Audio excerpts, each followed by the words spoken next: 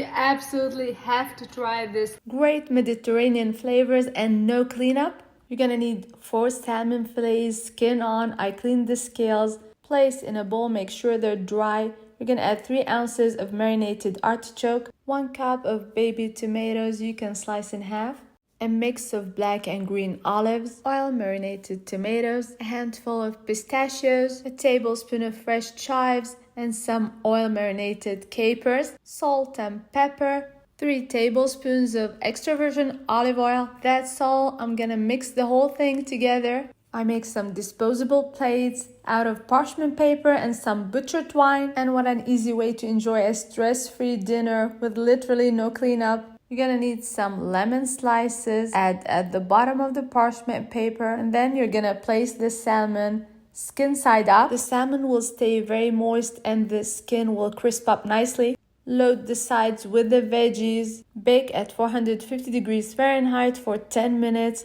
Then turn on the broiler and cook another 5 to 7 minutes. Great, craveable flavors in a pouch. You're gonna love it. Recipe in the caption.